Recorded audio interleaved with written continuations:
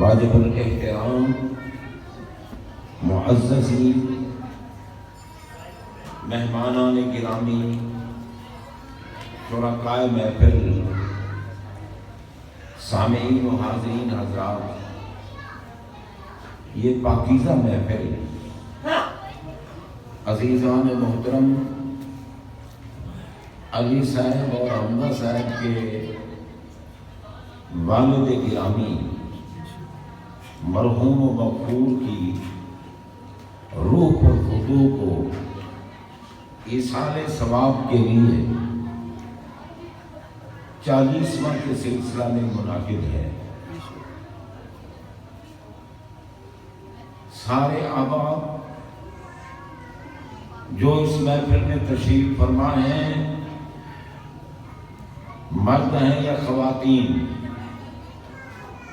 سب دل کی گہرائیوں سے یہ دعا کریں کہ جن کے لیے ہم آئے ہیں اللہ تعالیٰ ان کی بخشش و مغفرت فرمائے۔ حضرات محترم، اگر یہ سپیکر جو لگے ہوئے ہیں ایک کا منہ سیدھا خواتین کی طرف ہوتا تو وہ ان کا اپنا مکالمہ ہوتا ہوا، لیکن اثر نہیں ہو رہا۔ حضرات محترم، یہ ایک رسم و رواج نہیں ہے، یہ محفل ہمیں یاد دلاتی ہے کہ آج جن کی دعائے مغفرت کے لیے ہم اکٹھے ہوئے ہیں، کل ہمیں بھی موت آنی ہے، ہمیں بھی موت آنی ہے، اور خدا کرے کہ ہمیں موت آئے خاتمہ ایمان پر، کیونکہ موت کے بعد پہلی چیز جو قبر میں پوچھی جاتی ہے، نماز، روزہ، حج، زکوٰۃ، ان کا حساب حشر میں ہوگا۔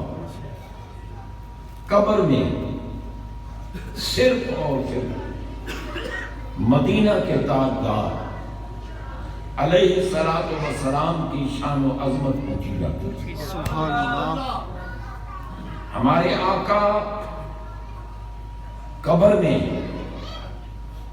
جس میں اطہر و اقدس سمیت تشریف لاتے ہیں، یہ اللہ تعالی کی قدرت کاملہ ہے، جس کو جس مقام سے نواز سکتا ہے۔ ہمارے آقا علیہ الصلوۃ والسلام کا مقام یہ ہے کہ وہ حقیقت کے اعتبار سے ہر آن، ہر لمحہ پوری کائنات میں جلوہ فرما ہے۔ زمین ہو، برزخ ہو، ہوا فضا ہو، آسمان ہو، ہر جگہ حقیقت کے اعتبار سے ہر جگہ جلوہ فرما ہے۔ آپ دیکھیں، بندہ ہوائی جہاز میں بیٹھا ہے، نماز کا وقت آ گیا، جہاز میں ہی نماز شروع کر دی، تو اب وہ کہہ رہا ہے السلام علیکہ ایھا النبی ورحمۃ اللہ وبرکاتہ، پڑھتے ہیں نا جہاں بھی ہو۔ اب سلام جو سرکار کو ہم کر رہے ہیں اور حاضر ناظر مان کر، کیونکہ السلام علیکہ یہ کا ضمیر جو ہے واحد مذکر مخاطب کی ہے، یعنی جس کی بارگاہ میں ہم سلام پیش کر رہے ہیں، ہمارا یہ عقیدہ ہے کہ وہ جلوہ فرما بھی ہیں، سن بھی رہے ہیں، اور سلام اس کو کیا جاتا ہے جو سلام سن بھی سکے اور سلام کا جواب بھی دے سکے۔ ہمارے آقا جہاں بھی کوئی نمازی نماز پڑھے، فضا میں پڑھے، پہاڑوں کی چوٹیوں پر پڑھے، غاروں میں بیٹھ کر پڑھے، رات کو پڑھے، دن کو پڑھے، فرائض نماز میں سے کوئی فرضی نماز پڑھ رہا ہے یا نفلی نماز پڑھ رہا ہے، ہر نمازی قاعدہ اخیرہ میں کہہ رہا ہے السلام علیکم ایھا النبی، قاعدہ اولیٰ میں بھی کہتا ہے کیونکہ تشہد دونوں قاعدوں میں پڑھا جاتا ہے۔ تو حضرات محترم، ہمارے آقا علیہ الصلوۃ والسلام حقیقت کے اعتبار سے ان کی حقیقت کو رب کے سوا کوئی نہیں جانتا۔ آپ اور میں کیا ہے؟ ہمارے آقا علیہ الصلوۃ والسلام نے پیکر صدق و صفا، منبع مہر و وفا، مقتدائے مہاجر و انصار، دیار عشق کے شہریار، جانشین احمد مختار، اصدق الصادقین، امام المتقین، خلیفۃ الرسول بلا فخر، افضل البشر بعد الانبیاء، حضرت سیدنا ابو بکر صدیق اکبر رضی اللہ تعالی عنہ سے آپ نے فرما دیا یا ابا بکر لم یعرفنی حقیقتا غیر ربی، فرمایا ابو بکر آپ میرے یار غار ہیں، رفیق جانثار ہیں، سفر میں بھی ساتھ، حضر میں بھی ساتھ، آپ کو میری رفاقت، میری سنگت، میری صحبت ہر آن اور ہر لمحہ نصیب رہی، مگر اس قرب کے بنا پر کبھی یہ دعویٰ نہ کرنا کہ میں نے اپنے آقا کی حقیقت کو جان لیا ہے۔ لم یعرفنی حقیقتا غیر ربی، میری حقیقت کو رب کے سوا کوئی نہیں جانتا۔ بھائی بیٹھنے دیں، آپ ان کو بیٹھنے دیں، ان کو بیٹھنے دیں، کیونکہ وہ تو مرفوع القلم ہے، اس کے کندھوں پر کرامن کاتبین نہیں بیٹھے، کیونکہ کرامن کاتبین صاحب عقل، صاحب فہم و فراست کے کندھوں پہ بیٹھتے ہیں، اور اگر کوئی دولت عقل سے اللہ کی طرف سے محروم ہو جائے تو اس کو مرفوع القلم کہا جاتا ہے۔ ہمارے آقا علیہ الصلوۃ والسلام نے فرمایا رفع القلم عن الثلاث، تین شخص ایسے ہیں جن سے قلم اٹھا لی گئی ہے، یعنی ان کے کندھوں پر کرامن کاتبین نہیں بیٹھتے۔ وہ تین شخص کون ہیں؟ فرمایا عن الصبیان، ایک تو بچے، بچوں کے کندھوں پہ نہیں بیٹھتے، ان کا کوئی عمل لکھا نہیں جاتا۔ دوسرا فرمایا عن المجانین، جو مجنون ہو گئے، جو عقل کی دولت سے محروم ہو گئے، ان کے کندھوں پر بھی کرامن کاتبین نہیں بیٹھتے۔ اور تیسرے عن النائمین، کہ جب بندہ نیند میں چلا جائے اس وقت بھی فرشتے اس کے کندھوں سے ہٹ جاتے ہیں۔ اب نیند میں وہ کچھ کرتا رہے، بڑبڑاتا رہے، کوئی اس کو خواب آتا رہے، کچھ وہ لکھا نہیں جاتا۔ تو یہ مرفوع القلم بندہ ہے، وہ تو اٹھ کے آ کے آگے بیٹھے گا، پھر دوسرا بندہ جو صاحب عقل ہے وہ اٹھ کے اسے اٹھائے، پھر یہ اٹھ کے آ کے آگے بیٹھے گا، پھر بندہ۔ بہتر ہے کہ جہاں بیٹھا ہے اللہ کے سپرد بیٹھا ہی رہے، کچھ نہیں ہوتا۔ تو حضرات محترم، یہ جملہ مقتضا تھا، میں عرض یہ کر رہا تھا، ہمارے آقا علیہ الصلوۃ والسلام نے حضرت سیدنا ابو بکر صدیق اکبر رضی اللہ تعالی عنہ سے فرمایا کہ یا ابا بکر لم یعرفنی حقیقتا غیر ربی، ابو بکر میری حقیقت کو رب کے سوا کوئی نہیں جانتا۔ اور یہ صحیح ہے۔ آپ دیکھیں جیسے ہمارے آقا مکانوں کو بسا لیتے ہیں، ویسے ہی لا مقام میں بھی جلوہ فرما ہوتے ہیں۔ تو بھائی مقام میں تو ٹھیک ہے، سمجھ آ گئی، کیونکہ مقام تمکن بھی ہے، استقرار بھی ہے، ٹھہراؤ بھی ہے، بیٹھنے کی جگہ ہے، چلنے پھرنے کی جگہ ہے، تعینات بھی ہیں، تشخصات بھی ہیں، مشرق مغرب شمال جنوب بھی ہے، یہاں تحت بھی ہے اور فوق بھی ہے، یہاں ہوا اور فضا بھی ہے، یہاں پانی اور خشکی بھی ہے، یہاں ہر قسم کے تعینات ہیں، لیکن لا مکان اس کو کہتے ہیں۔ اعلیٰ حضرت فرماتے ہیں سراغ عین و مکا کہاں تھا، سراغ عین و مکا کہاں تھا، نشان کیف و الا کہاں تھا، نہ کوئی ساتھی نہ کوئی راہی نہ سنگ منزل نہ مرحلے تھے۔ جب آپ سدرہ سے متجاوز ہوئے تو فرماتے ہیں پھر وہاں یہ نہیں ہے کہ کدھر سے آئے ہو، کہاں جا رہے ہو، کب آئے ہو، کہاں بیٹھو گے، یہ سب کچھ ختم ہو گیا۔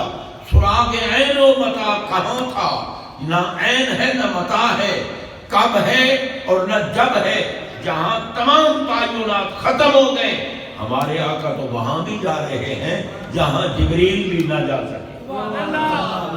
جبریل امین نے بھی یہی عرض کر دی، لو دنوت انی لتنلح ترکتو، میرے آقا اب میں اگر ایک بال برابر بھی آگے جاؤں نا، میں جل کے راکھ ہو جاؤں گا، میں جل کے راکھ ہو جاؤں گا، میں نہیں آگے جا سکتا۔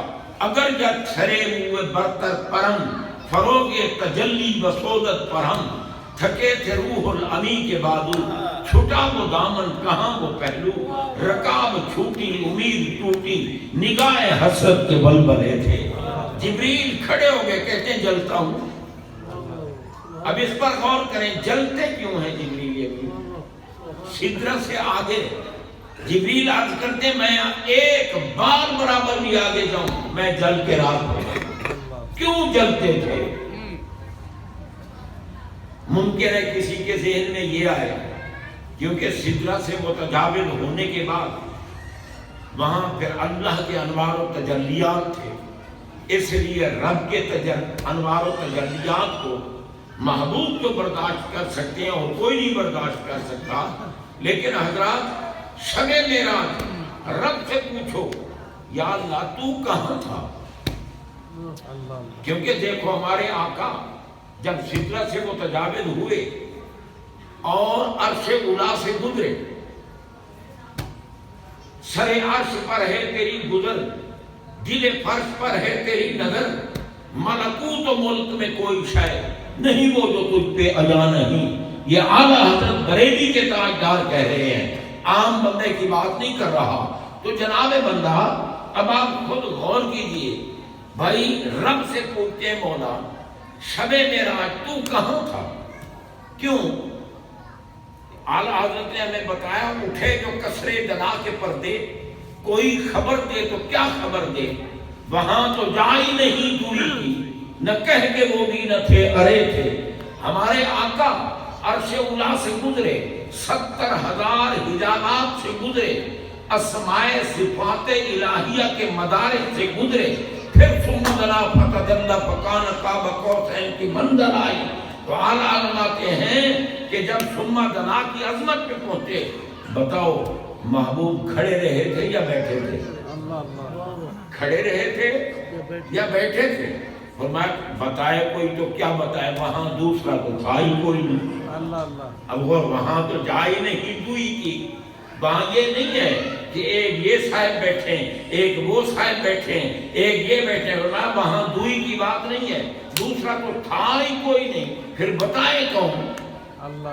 فرمایا وہاں تو جا ہی نہیں دوئی کی۔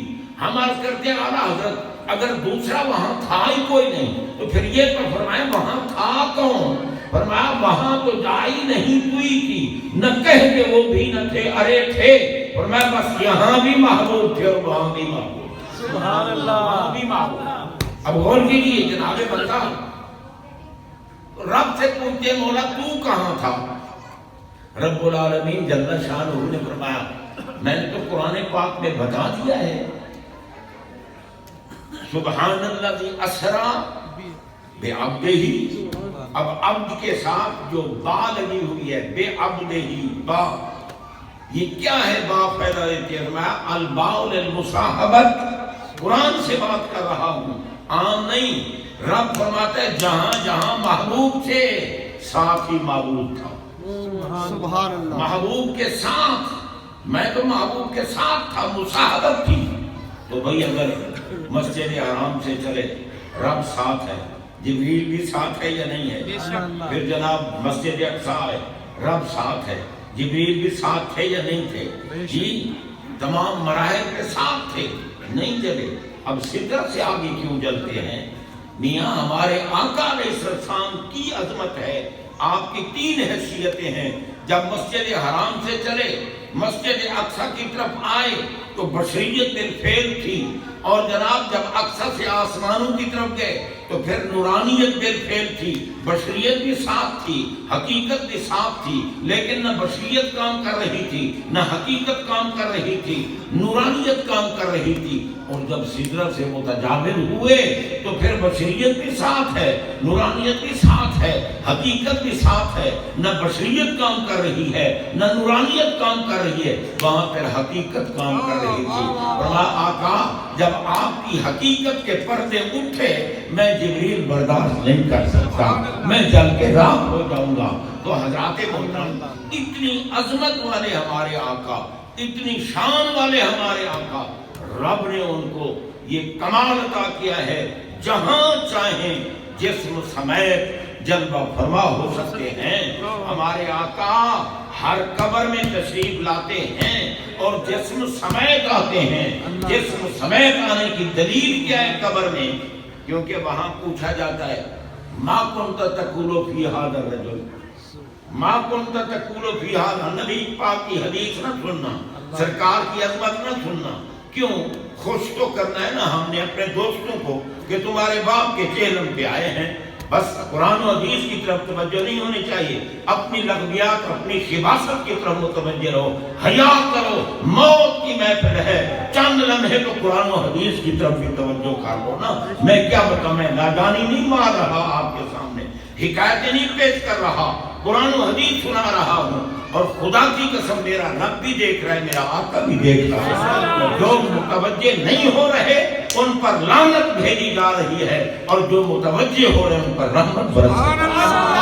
ہم کو خیال رکھنا چاہیے، محفل کا خیال رکھنا چاہیے۔ حضرات محترم، میں عرض کر رہا ہوں، سرکار قبر میں تشریف لاتے ہیں، پوچھا جاتا ہے ما کنت تقول فی ھذا الرجل، یہ جو مرد تشریف لائے ہیں قبر والے، بتا ان کے بارے تو کیا کہتا تھا؟ اب ھذا اس میں اشارہ ہے، اور اس میں اشارہ تقاضا کرتا ہے ایسے مشار الیہ کا کہ جو نظر بھی آئے اور جسم بھی ہو، کیونکہ اگر جسم نہیں ہے اور نظر بھی نہیں آتا تو کوئی کہے یہ کیا ہے، تو اگلا کہے گا یہ پاگل ہو گیا، شاید تو ہے ہی کوئی نہیں، نظر ہی نہیں آ رہی، تو پھر یہ کیوں کہتے ہیں یہ کیا ہے یا وہ کیا ہے؟ تو اشارہ تقاضا کرتا ہے کہ مشار الیہ ایسا ہو جس کو اللہ نے جسم بھی دیا ہے، اور جو جناب بندہ آنکھیں دیکھ بھی سکتی ہوں اور ہاتھ چھو بھی سکتا ہو۔ تو میں آج یہ کر رہا ہوں، سرکار نظر آتے ہیں قبر والے کو، ہاتھ چھو سکتا ہے، محسوس بھی ہیں اور مبصر بھی ہیں۔ سرکار ہر قبر میں تشریف لاتے ہیں، ہر قبر میں، چاہے مومن ہے یا غیر مومن ہے۔ کیوں لاتے ہیں؟ اور میں کائنات کو دکھانا چاہتا ہوں کہ دنیا میں بھی عزت اسی کی تھی جو میرے محبوب کو پہچان دیا، اور مرنے کے بعد بھی کرم اسی پہ ہوگا، قبر اس کی جنت کا باغ بنے گی جو میرے محبوب کو پہچان لے گا۔ بے شک اکٹھے رہے، مگر ابو جہل نہیں پہچان سکتا، ابو لہب نہیں پہچان سکتا، ان نے تو محبوب کو دیکھا ہی نہیں نا۔ جن نے محبوب کو دیکھا ہے وہ کوئی صدیق اکبر بن گیا، کوئی فاروق اعظم بن گیا، کوئی ذو النورین بن گیا، کوئی حیدر کرار بن گیا۔ جناب بندہ سرکار کو جو دیکھ لیتا ہے نا اس پر جہنم حرام ہو جاتی ہے۔ مسلم الرعانی اور رام الرعانی، جس مومن نے آپ کو دیکھا اس پر جہنم حرام۔ تو بھائی اس لیے سرکار قبر میں تشریف لاتے ہیں تاکہ پہچان لو اگر محبوب کو پہچان لیا تو پھر جہنم حرام ہو گئی، پھر وہ قبر جنت کا باغ بن جائے گی۔ مرنے کے بعد پہلا مرحلہ قبر ہے۔ سب کو قبر کی تیاری کرنے کے لیے سرکار کی پہچان کرنی چاہیے، سرکار کی محبت کا نور اپنے دل میں پیدا کرنا چاہیے۔ اگر محبت مصطفیٰ کا نور دل میں نہیں ہے، نمازیں بیکار ہیں، روزے بیکار ہیں، ہر عمل بیکار ہے۔ عمل کو رنگ ہی تب لگتا ہے جب محمد پاک کا نور محبت ہمارے دل میں جلوہ فرما ہے۔ تو حضرات محترم، ہمارے آقا علیہ السلام ہمارے لیے رب نے فرمایا نا، محبوب آپ جو ہر آن اور ہر لمحہ اپنی امت کی خیر مانگتے ہیں، تو ذرا آپ جائیں قبر میں دیدار کرائیں۔ دیدار کرانا آپ کا کام ہے، تیرے غلام کی اور تیری کنیز کی قبر کو گلزار بنانا میرا کام ہے۔ قبر کو نا سرکار کا فرمان ہے نا کہ قبر المومن روضۃ من ریاض الجنہ، یہ مومن کی قبر جنت کے باغوں میں سے باغ۔ اب جو لوگ کہتے ہیں یہ قبر والے تو مر گئے، نہ سنتے ہیں نہ کچھ کر سکتے ہیں، وہ پاگلو، باغ تو بنا دیا رب نے ان کی قبر کو، تو باغ میں لاشیں ڈال دی ہیں، بس ان کو کوئی پتہ نہیں پھر باغ بنانے کا کیا فائدہ۔ باغ تو تب فائدہ دے گا نا کہ باغ میں رہنے والا باغ کو دیکھے بھی صحیح، بہار کو بھی دیکھے، خوشبوئیں باغ کی سونگے، اس کے پھلوں کو بھی دیکھے، تب ہے نا باغ بنانے کا مزہ۔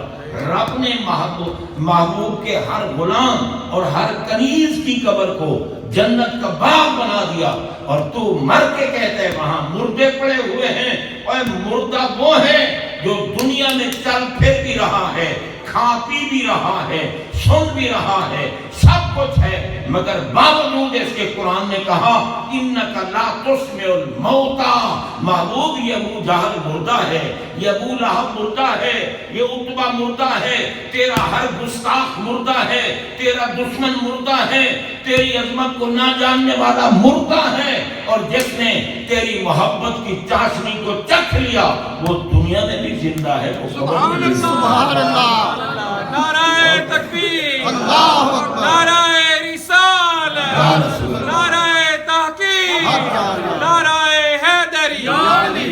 اچھا ایمان سے بتائیں، اللہ اکبر کہنے سے کتنا گناہ ہوتا ہے؟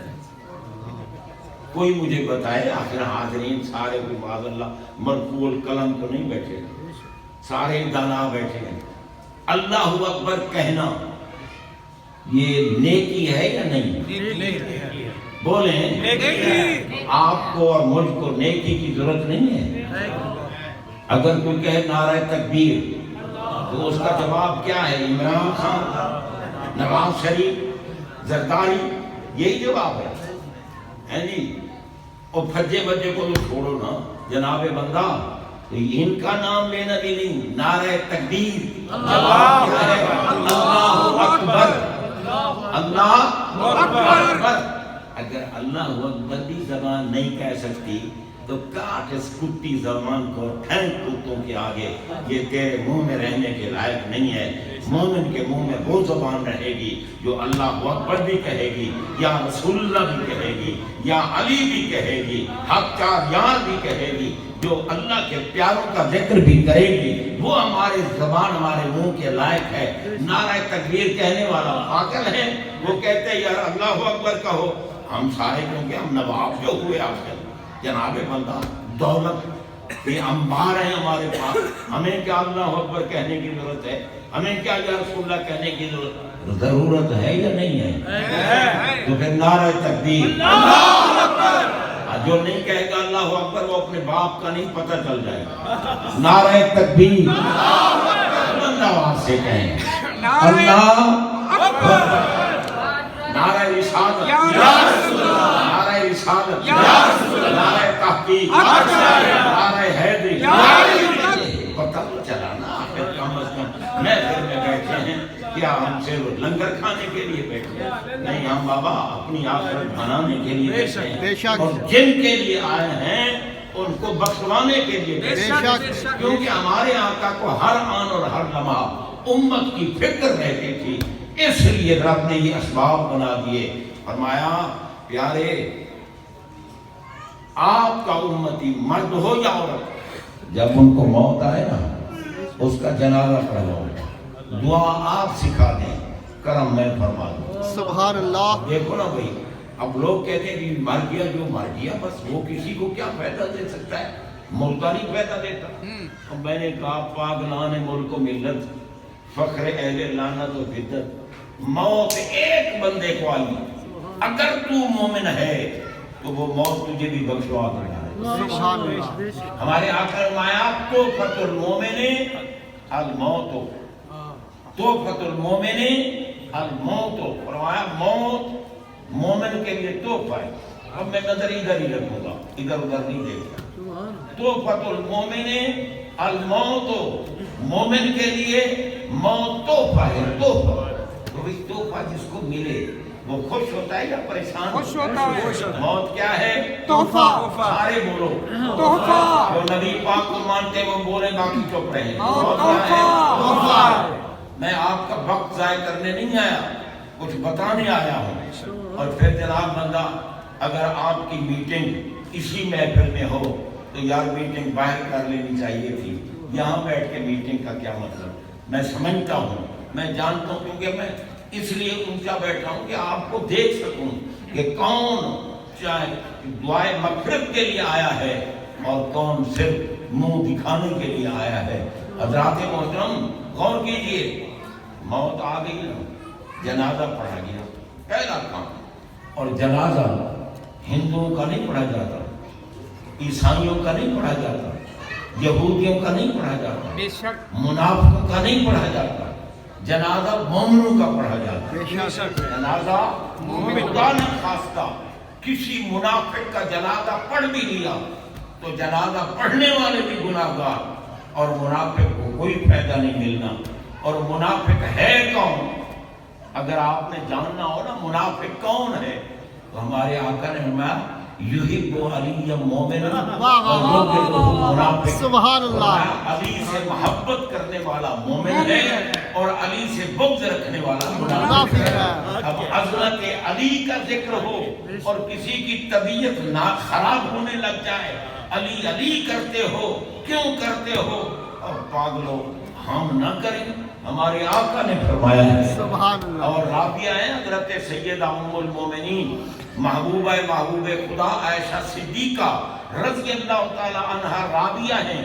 آپ فرماتے ہیں حضور رسول اللہ صلی اللہ علیہ وسلم نے فرمایا ذکر علی عبادت، علی کا ذکر کرنا عبادت. سبحان اللہ. علی کا ذکر کرو، ان کی ذات کا کرو، صفات کا کرو، کمالات کا کرو، محامد کا کرو، محاسن کا کرو. ان کی جناب بندہ جس اعتبار سے بھی ان کی عظمت کا ذکر کرو، ذکر کرنے والا بھی مومن ہے اور دل سے سن کر خوش ہونے والا بھی مومن ہے. اور اگر کسی میں گراں گزرے تو منافق ہے، اس کا جنازہ بھی پڑھو گے نا تو کوئی فائدہ نہیں ہوگا. مومن کا جنازہ پڑھو، کیونکہ موت تو ایک کو آئی نا، بخشش سب کی کرا ہے. غور کریں، جنازے میں ہم جو دعا پڑھتے ہیں، کیا دعا پڑھتے ہیں؟ وہ کسی مولوی صاحب نے نہیں سکھائی، وہ مدینے کے تاجدار نے سکھائی. اللہم اغفر لحینا و میتنا و شاہدنا و غائبنا و صغیرنا و کبیرنا و ذکرنا و انسانا. یہی دعا پڑھتے ہیں. میں غلط تو نہیں پڑھ رہا؟ یہی اس کا معنی کیا ہے؟ اب میت تو ایک سامنے پڑا ہے اور ہم دعا کیا کر رہے ہیں؟ اور دعا سکھائی ہمارے آقا نے. ہم دعا مانگ رہے ہیں اللہم اغفر، اے میرے اللہ بخش تو، لحینا، ہم میں سے جتنے زندہ ہیں ان کو بخش. اب اگر رب بخشنا نہیں چاہتا تو دعا کیوں سکھوائی؟ لیکن ہم بخشش کے اہل بنیں. اہل تب بنیں گے جب مدینے والا کی محبت دل میں آئے. اور میرے آقا جن سے محبت کرتے ہیں، اگر ہمیں ان سے محبت نہیں ہے تو ہمارے آقا سے ہماری محبت نہیں ہے. محبت تب ہوگی جب آقا کے محبوبوں سے بھی محبت ہو. بے شک. تو جناب بندہ سرکار کے صدقے ایک بندے کو موت آئی، جنازہ پڑھا جا رہا ہے، اور ایک دن میں پتہ نہیں کتنے جنازے پڑھے جاتے ہوں گے. دعا ہو رہی ہے اللہم اغفر لحینا، اے اللہ ہم میں سے جو زندہ ہیں ان کو بخش، ہم میں سے جن کو موت آ گئی ہے ان کو بھی بخش، لحینا و میتنا و شاہدنا و غائبنا، جو یہاں حاضر ہیں ان کو بھی بخش، اور جو نہیں آ سکے ان کو بھی بخش۔ اور کرو جی، حینا و میتنا و شاہدنا و غائبنا و صغیرنا و کبیرنا و ذکرنا و انثانا، چھوٹوں کو بھی بخش دے، بڑوں کو بھی بخش دے۔ بعض یہ کہتے ہیں ہمارے چھوٹے گناہ بھی بخش، ہمارے بڑے گناہ بھی بخش، اور جناب بندہ فرمایا ہمارے مردوں کو بھی بخش اور ہماری عورتوں کو بھی بخش۔ یہ جنازے میں دعا مانگی جا رہی ہے، یہ یوں ہی رسم نہیں ہے۔ اگر ہمارا عقیدہ صحیح ہے تو جنازہ پڑھنے کے بعد وہ بھی بخشا جاتا ہے جس کا جنازہ پڑھا، اور ہم بھی بخشے جاتے ہیں۔ تو حضرات محترم، ہمارے آقا علیہ الصلوۃ والسلام کو تو صرف یہی چاہیے کہ بس جنازہ پڑھو تاکہ بخشے جاؤ، قبر میں جائے بخشا ہوا جائے، اور پھر قبر میں آقا دیدار کرانے بھی آ جاتے ہیں۔ حضرات محترم، کیونکہ اللہ تعالیٰ کا کرم ہے، ہم اہل سنت و جماعت صحیح العقیدہ ہیں۔ اب جو کچھ یہ خیرات کرتے ہیں، لوگ کہتے ہیں جناب یہ کھانے کا بہانہ ہے، کہاں لکھی ہے خیرات؟ بھئی یہ بتاؤ، یہ خیرات ہے نا، جو آج جو کچھ لنگر پکا ہوا ہوگا پکے گا، خیرات ہے یا زکوٰۃ ہے؟ خیرات ہے۔ بولیں صحیح آپ، یہ خیرات ہے نا۔ خیرات کو عربی زبان میں کیا کہتے ہیں؟ قرآن و حدیث کی اصطلاح میں کیا کہتے ہیں؟ خیرات کو صدقہ، کیا کہتے ہیں؟ صدقہ۔ ایک ہے صدقہ نافلہ، ایک ہے صدقہ واجبہ۔ صدقہ واجبہ آپ نہ 40ویں پہ خرچ کر سکتے ہیں، اور نہ کسی میت کے کسی بھی، چاہے ساتہ ہو، دسواں ہو یا تیجا ہو یا کچھ ہو، آپ زکوٰۃ نہیں خرچ کر سکتے، صدقہ فطر نہیں اس پہ خرچ کر سکتے، آپ عشر نہیں خرچ کر سکتے۔ جناب بندہ، صدقات واجبہ ان چیزوں پر خرچ نہیں کر سکتے۔ اب بعض لوگ جو ہے نا، وہ بیچارے بغیر تحقیق کے اتنا خرچ کر لیتے ہو، اتنا پکا لیتے ہو، اس کی کیا ضرورت ہے؟ اور حضرات محترم، یہ ہے صدقہ، خیرات۔ خیرات ہمارے آقا نے فرمایا الصدقۃ ترد البلاء، ہم میت کے لیے اس لیے خیرات کرتے ہیں، خدا نہ خواستہ اگر اس پر کوئی مشکل بھی ہو، آپ یہاں خیرات کریں وہ دور ہو جائے گی، وہ دور ہو جائے گی۔ اور فرمایا الصدقہ تطفئ غضب الرب، اگر رب ناراض بھی ہے تم خیرات کرو، اللہ راضی ہو جائے گا۔ ہم تو رب کو راضی کرنے کے لیے سب کچھ کرتے ہیں۔ ابھی اور بھی بہت اس کی احادیث میں ہے موجود۔ تو جناب بندہ، یہ صرف دنیاوی اور دکھاوے کے لیے نہیں، وہ نیت پر منحصر ہے۔ اگر نیت دکھاوے کی ہے تو کوئی فائدہ نہیں، اگر نیت اللہ کو راضی کرنے کی ہے تو سب فائدہ ہے، سب کچھ فائدہ ہے۔ اس لیے اب یہ ہے خیرات۔ کہتے دیکھو جی، یتیموں کو تو کھلائی نہیں، فقیروں کو تو کھلائی نہیں، اور انہوں نے اپنے احباب بلا لیے، اپنے دوست بلا لیے، ان کو کھلا دیا، کیا فائدہ ہوا؟ میں نے کہا پاگلو، جو کھانا تیرے سامنے پڑا ہے روزانہ، تو دوپہر کے وقت کھائے، صبح کے وقت کھائے، شام کے وقت کھائے، جو کھانا تیرے سامنے پڑا ہوا ہے اس کے لیے بھی تو دعا مانگ، یا اللہ اس کا ثواب میرے ابا کو عطا کر، یا جو بھی عزیز و اقارب میں سے چلے گئے یا اماں چلی گئی، ان کو اس کا ثواب عطا کر۔ کھائے گا تو خود، مگر ثواب خیرات کو ان کو پہنچے، کیونکہ ہمارے آقا فرماتے ہیں افضل خیرات کون سی ہے؟ افضل خیرات فرمایا اپنے گھر والوں کو کھلانا، یہ افضل صدقہ، افضل صدقہ۔ تو بھائی اس میں تعین تو ہے نہیں نا کہ فلاں کو کھلاؤ، فلاں کو کھلاؤ، فلاں کو کھلاؤ، نہیں۔ اور پھر ہمارے آقا فرماتے ہیں جو خیرات جو تم کر رہے ہو نا، یہ دیکھو کہ جس کے لیے کر رہے ہو وہ مومن ہے یا نہیں ہے۔ اگر وہ مومن ہے تو فرمایا اِنَّهُ لَوْ كَانَ مُسْلِمًا فَآتَقْتُمْ عَنْهُ أَوْ حَجَجْتُمْ عَنْهُ أَوْ تَصَدَّقْتُمْ عَنْهُ بَلَغَهُ ذَلِكَ آقا میں اگر جس کے لیے کر رہے وہ مومن ہے تو ہم آج جس کے لیے کر رہے ہیں ہم گواہ ہیں یعنی کہ وہ مومن ہیں، ان کا عقیدہ صحیح ہے، وہ محبت محبوب دل میں رکھتے تھے، وہ اہل بیت کے محب تھے، وہ صحابہ کے محب تھے، وہ اولیاء کے محب تھے۔ تو جناب بندہ غور کیجئے، میں آج یہ کر رہا ہوں کہ بھی رب العالمین جل شانہ کی ذات پاک یہ صرف سرکار کا صدقہ کرم فرما رہے ہیں۔ ہمارے علماء وہ جو خیرات تم کرتے ہو نا بالغہ ذالکا، یہ خیرات قبر میں قبر والے کے پاس پہنچتی ہے۔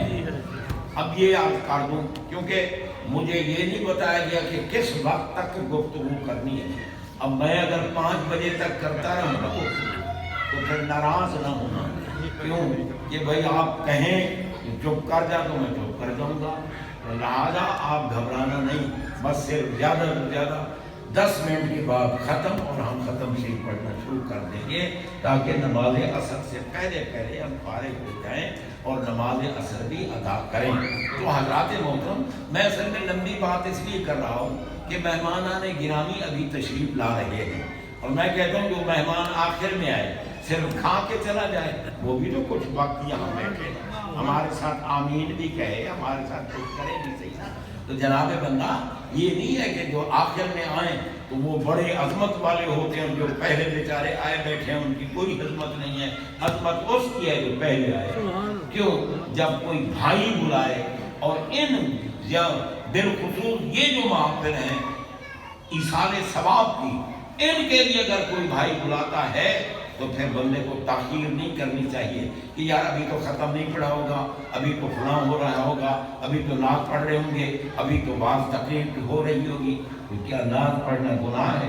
بعض تقریر کرنا گناہ ہے؟ اللہ کی قسم میں نے قرآن و حدیث سنا ہے، کہانیاں تو نہیں سنائی نا۔